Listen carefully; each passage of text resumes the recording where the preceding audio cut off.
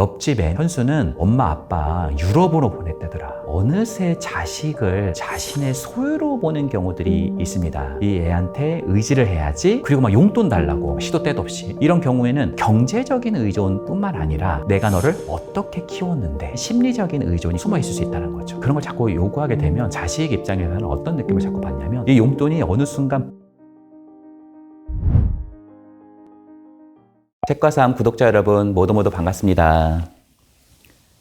저는 AI를 압도하는 내면 경쟁력의 저자 이헌주이고요. AI 시대에서 인간다움과 나다움에 대한 고민과 성찰을 이 책에 많이 담고 있습니다.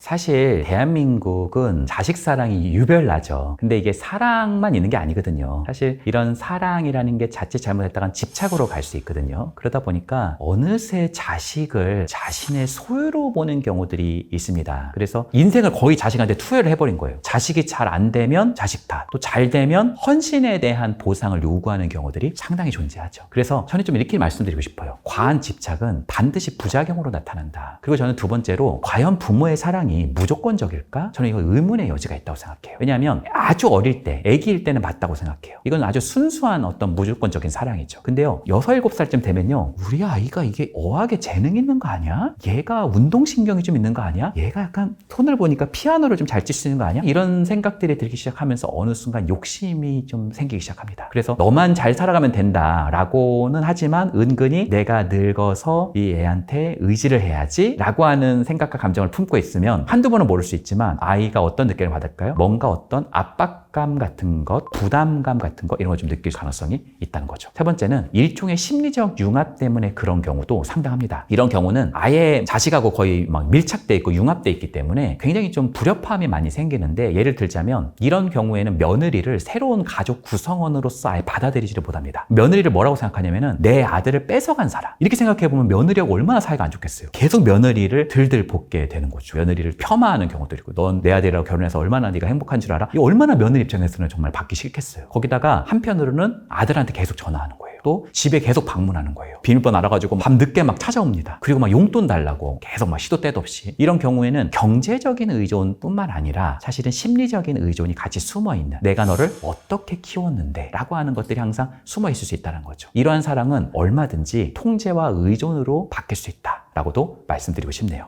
일단은 그런 걸 자꾸 요구하게 되면 자식 입장에서는 어떤 느낌을 자꾸 받냐면, 뭔가 내가 죄인인 것 같은 느낌, 또 뭔가 불효자가 된 것 같은 느낌, 이런 걸 자꾸 줄 수 있다는 거죠. 그리고 일말이 화가 날 수도 있어요. 얘가 무슨 ATM 기계인가? 이런 느낌이 들 수 있다는 거예요. 그리고요, 우리나라는 기념일이 너무 많아요. 아버지 생일, 또 생일을 어떤 분들은 양력 챙기고 음력 챙기고 막 이런 분들이 있어요. 어느 날은 음력을 했다가 어느 날은 양력을 하니까 되게 헷갈리는 거죠. 거기다가 어버이날 따로 있죠. 추석이 있죠. 또 신년 1월 1일 이럴 때가 있잖아요. 근데 또 설이 또 있어요. 구정이라고 하잖아요. 그것도 있고요. 또 결혼기념일도 있고요. 어떤 가족 모임도 있죠. 그러니까 용돈을 줘야 되는 게 너무 많을 수 있다는 거죠. 그리고 이 용돈이 어느 순간 부담이 되어버리면 마치 채무관계처럼 버거울 수 있습니다. 특히 버는 거에 비해서 너무 많은 돈을 들였다. 예를 들어서 우리 아버지 생신 때 내가 100만 원을 드린 거예요. 많이 버는 게 아닌데 내가 기분을 한번 내서 부모님들 고마워서 100만 원을 내잖아요. 그럼 그 다음번 우리 아버지 생일에 다시 20만 원 드리기가 어려울 수 있다는 거예요. 그러다 보니까 이게 계속 부담이 되는 건데, 돈을 들여도 편하지 않고요, 또 안 드리면 계속 죄책감에 드는 이런 악순환의 고리가 형성될 수도 있다, 이렇게 말씀드리고 싶네요.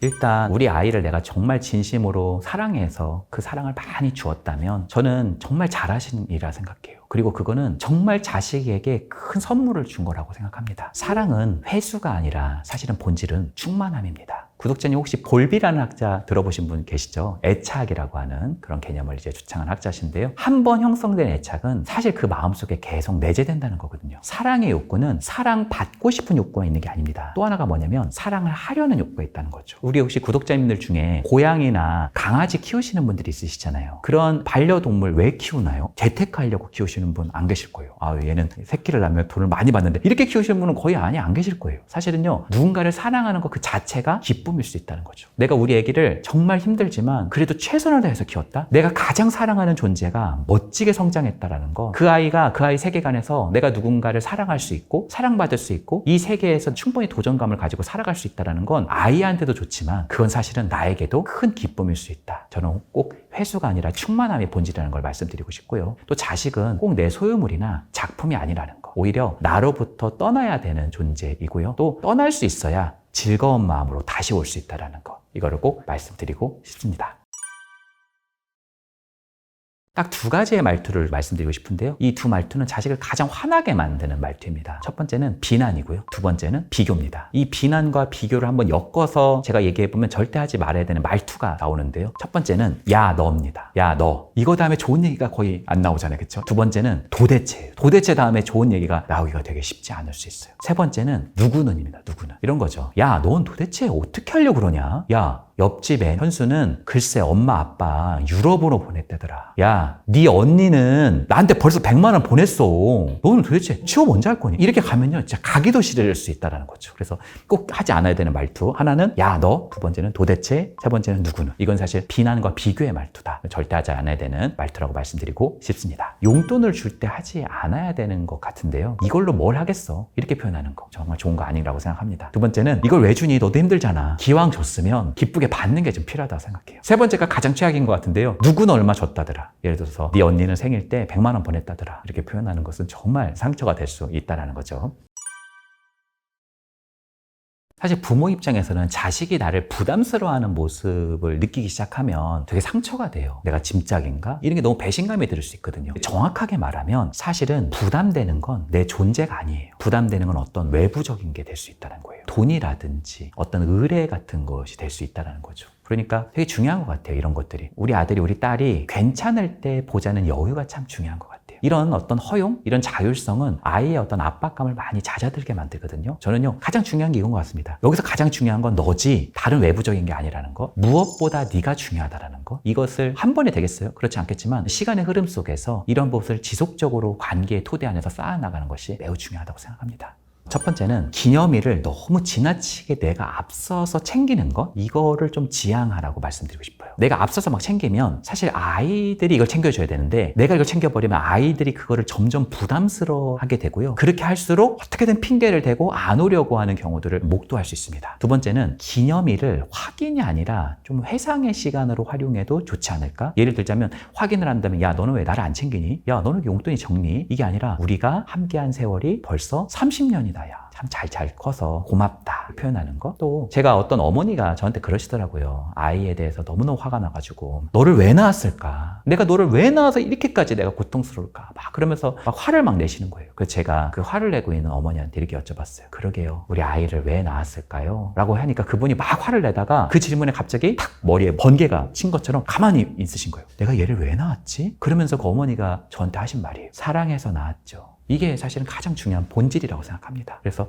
가장 중요한 건 어떤 면에서는 그 아이와 함께하는 그 시간이 소중하다라는 거. 전화가 가끔 오는 이유는 반드시 어떤 원인이 있는 경우들이 많아요. 내가 아무리 뭐라고 해도 자식을 억지로 전화 오게 할 수 없는 거잖아요. 그러다 보면 나를 한번 점검해보는 게 먼저일 수 있어요. 내가 전화를 해서 어떤 대화를 하는지를 목도하는 게 매우 중요할 수 있습니다. 내가 혹시 우리 자녀에게 굉장히 부담감을 많이 주고 있나? 우리 자녀가 어떤 상처를 받아서 나한테 전화하고 있지 않는 건 아닌가? 왜냐하면 제가 사람들을 많이 만나면서 깨닫는 바가 뭐냐면 부모가 자식을 사랑하잖아요. 근데 자식도 부모를 보통 사랑하거든요. 사실 가장 사랑하는 존재 중에 한 분이거든요. 그래서 그럴 만한 어떤 사연이 있을 거라 생각합니다. 그래서 전화했을 때 야 자주도 전화한다 자주도 이런 말은 더 전화를 안 오게 할 수 있다는 거죠. 네가 전화하니까 엄마가 살만 난다. 너 괜찮니? 밥은 잘 먹고 다니니? 우리 아들 어떠니? 우리 딸 저번에 봤을 때 명절 때 보니까 얼굴 안색이 안 좋던데 좀 괜찮니? 어떠니? 엄마가 반찬이라도 좀 보내줄까? 이런 부분들이 어떤 면에서는 자녀에게 있어서 아 우리 엄마가 나를 사랑하고 있구나. 나 역시 우리 엄마한테 좀 전화하고 싶다라는 그런 마음을 더 형성시킬 수 있는 토대라고 생각합니다. 해와 바람이라고 하는 아주 유명한 우화가 있죠. 사실 바람이 막 불면 옷깃을 더 막 이렇게 여미잖아요. 근데 해는 그 옷을 오히려 벗게 만드는 토대가 되잖아요. 그러니까 우리 아이가 전화했을 때 내가 어떤 말투를 쓰는가, 비난의 말투를 쓰는가, 혹은 환대의 말투를 쓰는가, 이게 바로 바람과 해라고 좀 말씀드리고 싶고요. 저는요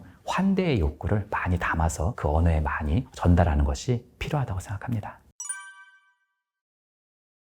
사실 많은 자녀분들이 부모님이 원하는 건 용돈이다 이렇게 생각하는 경우들이 있어요. 그 말도 맞는 것 같아요. 근데 그 이외의 것들도 굉장히 중요합니다. 제가 부모님한테 직접 이야기를 들어보면요, 첫 번째가 기념일을 챙겨주는 거예요. 이게 용돈 보내준다고 계좌이체해서 그게 중요한 게 아니라 전화 한 통, 손편지, 엄마 어떻게 지금 아빠하고 결혼 30주년인데 어떠세요? 이렇게 표현해보는 작은 관심과 애정의 말, 이런 것들이 되게 중요한 포인트라는 거죠. 어떤 제가 알고 있는 중년 남성이 있었어요. 근데 얼굴 표정이 굉장히 정서적인 분이 아니라 굳어있는 얼굴 표정 있잖아요. 우리 MBTI로 말하자면 F가 아니라 약간 T 같은 이런 분이셨는데 사실 이분이 생일이셨어요. 근데 전화가 온 거예요. 아들한테. 그래, 밥은 먹고 아빠는 잘 있으니까 그래, 네 엄마나 챙겨놔. 이러시면서 전화를 딱 끊으시더라고요. 근데요, 끊으면서 제가 그 얼굴 표정을 봤거든요. 얼굴이 해같이 밝아지는 모습을 본 적이 있습니다. 어떤 면에서는 부모님들은 항상 자식으로부터 뭔가 내가 정서적 존재를 확인하고 싶은 게 있고요. 또 꼭 기억하셔야 되는 것은 나이가 든다고 해서 사랑받고 싶은 욕구가 줄어드는 것 절대 아니라는 것을 말씀드리고 싶습니다. 두 번째는 조금 찾아와 주는 것, 얼굴 보여주는 것. 제가 손자녀를 키우고 있는 할머니, 할아버지들 있죠? 그분들에 대한 연구를 한 적이 있어요. 정말 특이한 거를 제가 찾아냈는데 그게 뭐냐면 가장 핵심이요. 손자녀를 잘 키우고 싶은 그런 양육에 대한 마음 당연히 있죠. 근데 더 본질이 뭔지 아세요? 손자녀가 목적이 아니라 손자녀를 잘 키워서 자식에게 인정받고 수용받고 싶은 마음이 굉장히 크다는 거예요. 그런 경우들이 상당히 존재한다는 거. 그러니까